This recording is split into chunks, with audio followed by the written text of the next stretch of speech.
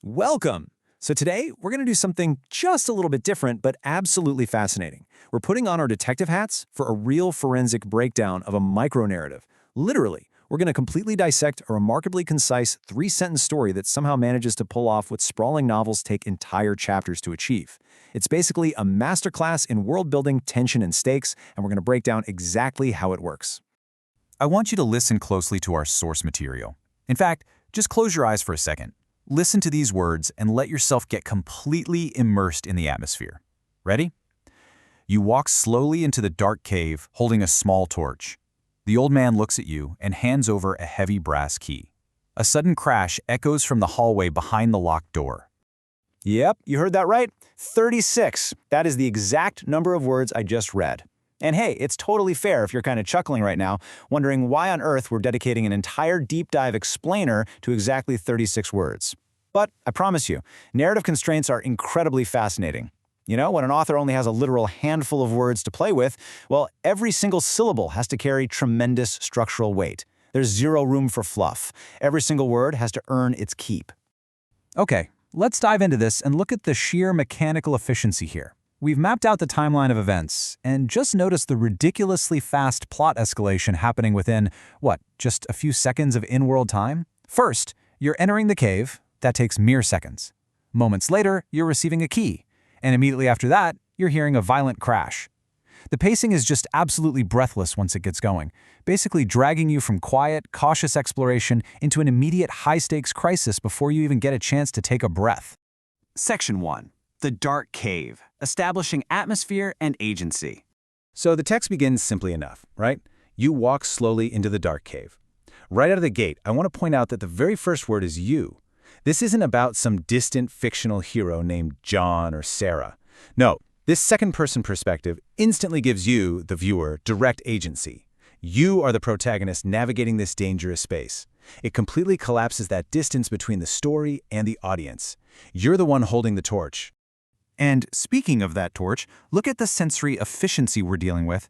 We have a cave that's defined as dark and a torch that's defined as small. Seems incredibly basic on the surface, right?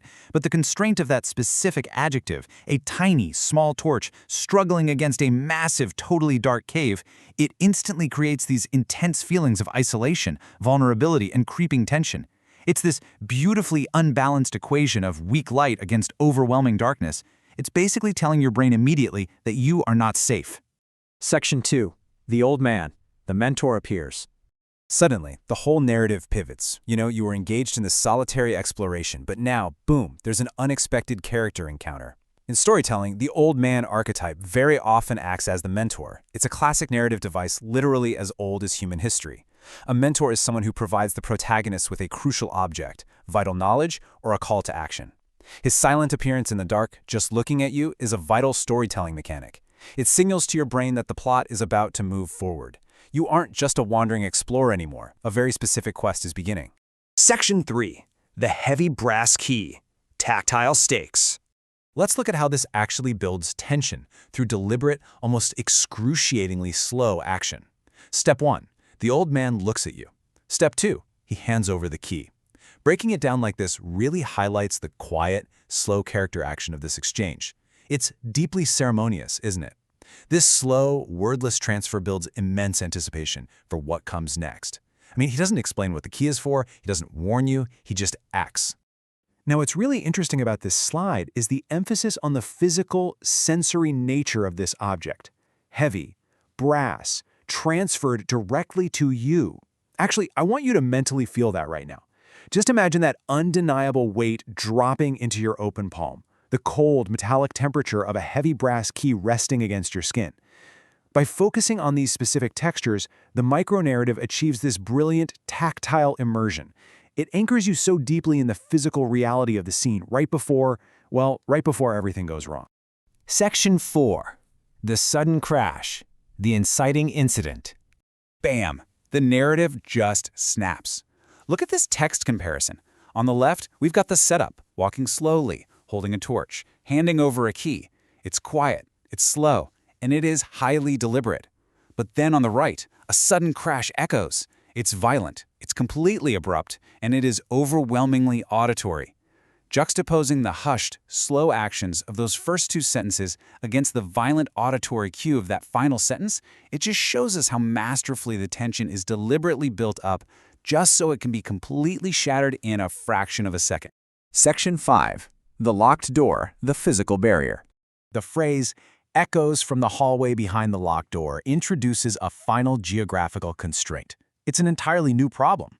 And this brilliantly illustrates how a single phrase instantly recontextualizes everything that just happened in the sentences before it. You know that heavy brass key resting in your hand? Well, in a literal fraction of a second, it transforms from this curious, mysterious object into a vital, urgent tool for survival. The key suddenly has a matching lock, and there is a very active threat on the other side. So the crucial point is really right here. We have immediate viewer agency by using the word you. We've got stark sensory contrasts, pitting your tiny, small light against an enveloping dark cave, and we have objects with immediate, terrifying purpose as the key meets the locked door. So what does this all matter? Like, what should you take away from this? It's that severe constraints in storytelling force the absolute most evocative, powerful word choices possible. When you only have 36 words, you have to activate the reader's own imagination, forcing their mind to fill in the massive, terrifying blanks. Which leaves us exactly right here, trapped in a dark, cold cave, holding a heavy brass key in our sweaty palm. A violent crash echoing in our ears, and the ultimate question hanging in the dark space between us and that wooden barrier. What is behind the locked door?